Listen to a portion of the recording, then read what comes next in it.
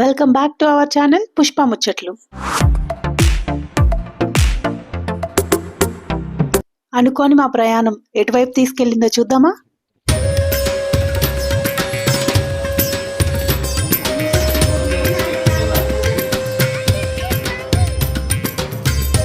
ఇంతకీ ఎక్కడికి వెళ్తున్నావు? సరిపోయారు ఇద్దరును. సాగుతుంది మీకు అలాగా. హాయ్ చెప్పు. ఇదైతే టోటల్ అన్ప్లాన్ ట్రిప్. కార్లో కూర్చొని కూడా ఎక్కడికి వెళ్ళాలా అని ఆలోచిస్తూ ఉన్నాం. మేము ఆలోచిస్తుండగానే పెట్రోల్ బంక్ వచ్చేసింది.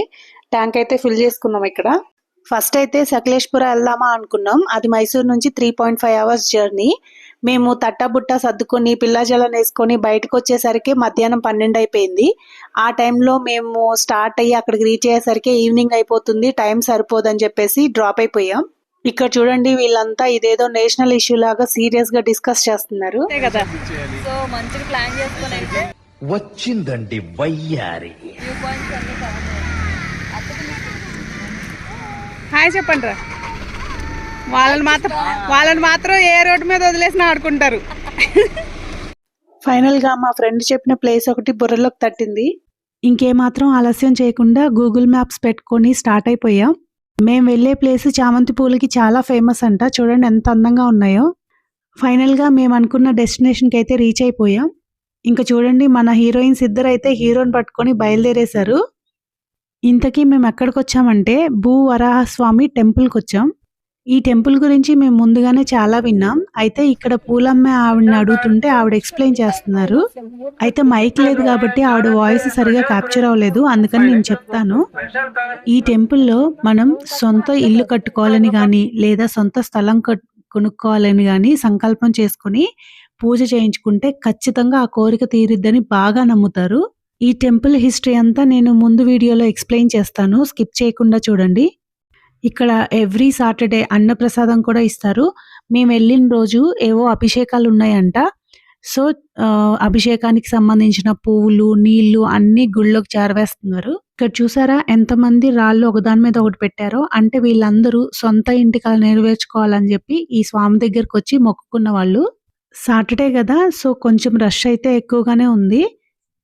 ఇక్కడ ఇల్లు కట్టుకునే వాళ్ళైతే ఇటుకలతోనూ లేదా స్థలం కొనుక్కోవాలి అనుకునే వాళ్ళైతే మట్టితోనూ పూజ చేయించుకుంటారు స్పెషల్గా. పూజ అయిపోయిన తర్వాత ఆ మట్టిని ఏం చేయాలి, ఇటుకల్ని ఎలా యూజ్ చేయాలనేది కూడా పంతులు గారు ఎక్స్ప్లెయిన్ చేస్తారు ఇక్కడ. అయితే ఈ సంకల్పం చేసుకోవడానికి ముందుగా ఈ గుడి చుట్టూ 11 ప్రదక్షిణలు చేయాలి. ప్రదక్షిణలు అయిపోయిన తర్వాత మనం కావాల్సిన పూజ చేయించుకొని స్వామివారిని దర్శనం చేసుకోవాలి. నేనైతే స్పెషల్గా ఏం కోరుకోలేదు, బట్ ప్రదక్షిణాలు చేయాలనిపించింది, అందుకే చేశాను. ఆ రోజు సాయంకాలం ఏవో స్పెషల్ అభిషేకాలు, హోమం ఉన్నాయంట. దానికోసం అన్ని అరేంజ్మెంట్స్ చేస్తున్నారు. చూడ్డానికి అయితే చాలా బాగా అనిపించింది. ఈ టెంపుల్ కన్స్ట్రక్షన్ కి మోస్ట్లీ పెద్ద పెద్ద రాళ్ళు యూజ్ చేస్తున్నారు. టెంపుల్ మొత్తం కన్స్ట్రక్ట్ అయిపోతే చూడడానికి చాలా అందంగా ఉంటుంది. గుడి ఎంత పెద్దగా అయితే మనం దేవుణ్ణి చూసే దూరం కూడా పెరిగిపోతుంది కదా. నేను ఏదన్నా ప్లేస్కి వెళ్తే ఆ ప్లేస్ హిస్టరీ తెలుసుకోవడం అంటే నాకు చాలా ఇష్టం. మొత్తం తెలుసుకోకపోయినా ఎంతో కొంత అయితే తెలుసుకుంటాను. సో అలాగే ఈ గుడి గురించి కూడా నేను కొంచెం తెలుసుకున్నాను. అది మీతో షేర్ చేసుకోవాలనుకుంటున్నాను. ఇంట్రెస్ట్ ఉండే వాళ్ళు మాత్రం స్కిప్ చేయకుండా చూడండి. ఒకవేళ ఎవరికైనా ఇంట్రెస్ట్ లేకపోతే స్కిప్ చేసేయండి. స్టోరీ ఏంటంటే, హిరణ్యాక్షుడు, హిరణ్యకశ్యపుడు వీళ్ళిద్దరూ బ్రదర్స్ అండ్ రాక్షసులు కూడా. ఇద్దరు రాక్షసులు మహావిష్ణువుపై ఎప్పుడు గెలవాలనుకుంటారు. అయితే మహావిష్ణువు వరాహ అవతారంలో హిరణ్యాక్షుణ్ణి, నరసింహ అవతారంలో హిరణ్యకశిపుణ్ణి చంపేస్తారు. వీళ్ళ స్టోరీ గురించి ఎక్కువగా తెలుసుకోవాలనుకుంటే మాత్రం మహా అవతార్ నరసింహ మూవీ వచ్చింది కదా, యానిమేటెడ్ మూవీ. ఆ మూవీలో చాలా బాగా చూపించారు. అయితే ఆ వరాహ రూపాన్ని గౌతమ మహర్షి హేమావతి నది ఒడ్డున ప్రతిష్ఠించి పూజలు చేసేవారంట.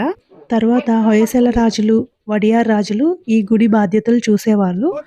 వడియార్ రాజుల కాలం అయిపోయిన తర్వాత గుడి శిథిలావస్థకు వెళ్ళిపోయింది.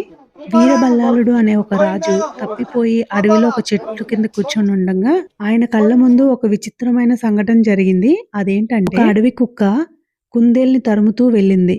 ఒక ప్లేస్కి వెళ్ళేసరికి అదే కుందేలు అడవి కుక్కని తరుముకుంటూ వెనక్కి వచ్చేసింది. అది చూసి ఆశ్చర్యంతో అక్కడ తవ్వించగా అమ్మవారి సమేతంగా ఉన్న వరాహస్వామి విగ్రహం కనిపించింది. ఆయన అదే ప్లేస్లో మళ్ళీ దాన్ని ప్రతిష్ఠించి పూజలు చేయడం స్టార్ట్ చేశారు. అంటే దగ్గర దగ్గర ఈ టెంపుల్కి 2500 సంవత్సరాల చరిత్ర అయితే ఉంది. ఇంకా మేము దర్శనం చేసేసుకొని ఒక 5 మినిట్స్ అక్కడే కూర్చొని బయటకు వచ్చేసాం. ఇంకా మా ఫ్రెండ్ వాళ్ళు కూడా సొంత ఇల్లు కట్టుకోవాలని స్వామివారి దగ్గర సంకల్పం చేసుకొని చూడండి రాళ్లతో ఇల్లు కడుతున్నారు. మీరందరూ కూడా వాళ్ళని బ్లెస్ చేయండి, వాళ్ళ త్వరలో మంచి ఇల్లు కట్టుకోవాలని. ఎన్ని ఫ్లోర్స్ కట్టారు? 10 ఫ్లోర్లు. Okay, penthouse mandatory. Penthouse. వీళ్ళు ఇక్కడ 10 ఫ్లోర్లు ఇల్లు కడుతుంటే పక్కన చూడండి బొడ్డది ఫామ్ హౌస్ కడుతుంది. ఇంకా మేము వెళ్ళిన రోజు అన్నప్రసాదం కూడా ఇస్తున్నారు. మనం ఇంట్లో ఎంత టేస్టీగా వండినా గానీ గుడిలో ప్రసాదంకి వచ్చే టేస్ట్ మాత్రం రాదు కదా. ఎంతమంది యాక్సెప్ట్ చేస్తారు? కామెంట్స్ లో మెన్షన్ చేయండి.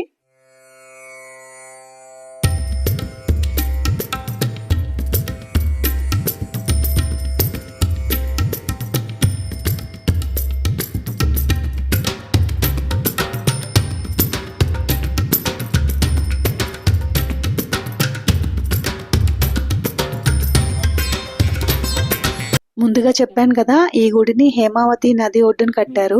ఈ నదిలోకి దిగడానికి వీలుగా మెట్లు కూడా కట్టారు. మనం కాళ్ళు లోపల పెట్టుకొని కూర్చోవచ్చు. దూరంగా చూడండి ఎంత బాగా కనిపిస్తుందో కదా ఐలాండ్. చాలా బాగుంది చూడడానికి అయితే. ఈ కొంగ చూడండి మన ఫోటోకి పోజ్ ఇస్తున్నట్లు నించుంది కదా. ఇక్కడ చాలా రకరకాల బర్డ్స్ అయితే వస్తున్నాయి. భలే పోజ్ ఇస్తుంది కదా ఇది.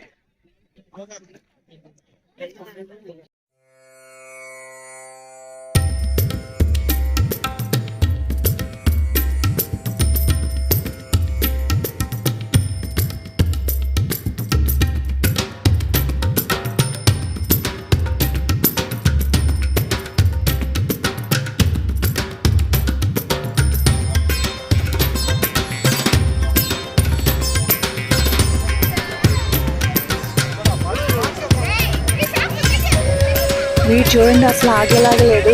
ఆ బుడ్డోడు వాటర్లో దింపమని గోల్ చేస్తున్నాడు. ఇక్కడ కూర్చుంటే వేరే ప్రపంచంలోకి వచ్చినట్లుంది. చాలా హాయిగా అనిపించింది.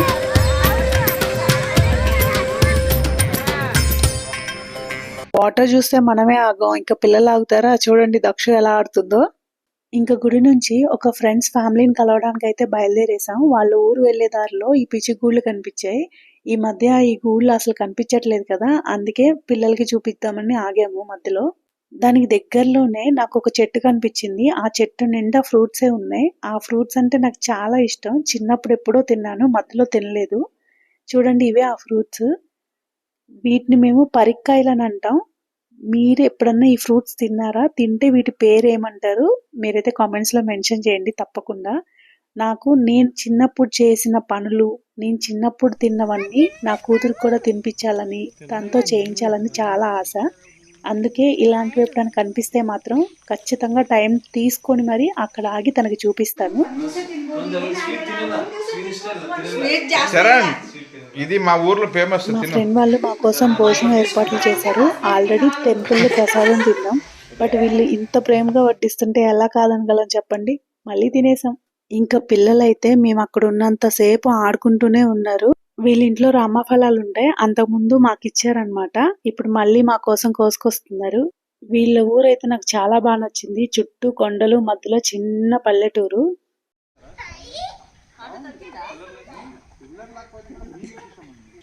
హనీ జడబంతి పూలు, జడబంతి పూలు. ఏ ప్లాను లేకుండా స్టార్ట్ అయిన మా జర్నీ ఇంత బాగా జరుగుతుందని అసలు ఎక్స్పెక్ట్ చేయలేదు.